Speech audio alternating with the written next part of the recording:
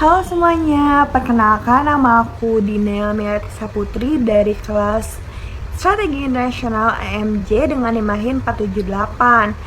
Nah, teman-teman pasti masih ingat kan sekitar tahun 2010-an 7-Eleven itu pernah jadi tempat paling hits buat nongkrong. Tapi pernah kepikiran gak sih kenapa perusahaan retail besar itu malah justru tutup di Indonesia pada tahun 2017? Nah, di video kali ini saya akan membedah makalah saya yang berjudul Analisis Kegagalan Strategi Internasional 7-Eleven di Indonesia. Di sini kita bakal bahas dari sisi manajemennya. Apa sih yang sebenarnya terjadi di balik layar PT Modern Internasional?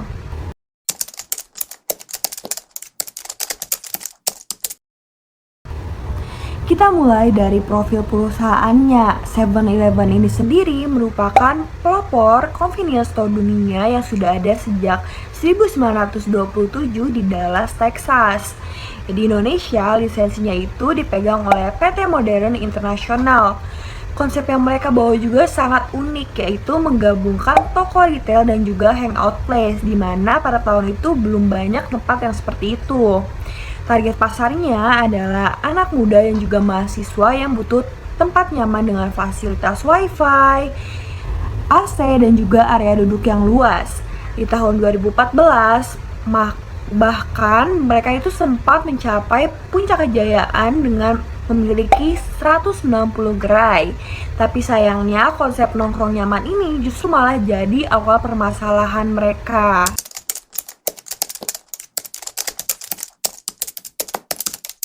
Kalau kita bedah secara analisis internal dan eksternal, kalau misalkan secara internal, 7-Eleven ini memiliki kelemahan di struktur biaya operasional yang sangat tinggi.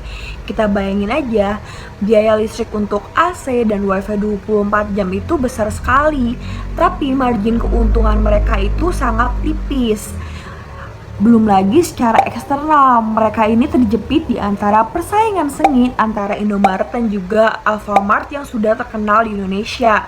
Kondisi ini diperparah dengan adanya regulasi pemerintah lewat Permendag nomor 6 tahun 2015 yang melarang penjualan minuman beralkohol di minimarket. Padahal produk tersebut itu merupakan salah satu daya tarik dari 7-Eleven untuk menarik konsumen. Lalu kenapa akhirnya mereka itu bisa bangkrut total di 30 Juni 2017?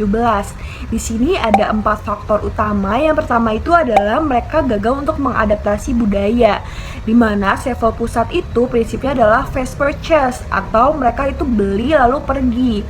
Tapi orang Indonesia itu justru datang untuk nongkrong dengan waktu yang lama, di mana Sevel itu sendiri gagal untuk menyesuaikan menu lokal agar orang itu lebih banyak berbelanja. Lalu faktor yang kedua adalah masalah legalitas, di mana mereka itu memiliki izin untuk mengelola restoran atau kafe. Tapi operasionalnya ini malah kayak retail. Ini tuh membuat mereka itu ditegur sama pemerintah. Lalu faktor yang ketiga itu adalah teknologi yang tertinggal, di mana saat toko-toko lain itu mulai pakai e-wallet atau layanan delivery online, Sevel itu masih konvensional. Lalu faktor yang terakhir yaitu mengenai manajemen dan finansial, di mana perusahaan induknya ini sebenarnya bukan ahli di retail, tapi malah ahli di bidang fotografi, yaitu di Fujifilm. Nah, ekspansi mereka juga terlalu agresif tanpa memitigasi resiko yang kuat.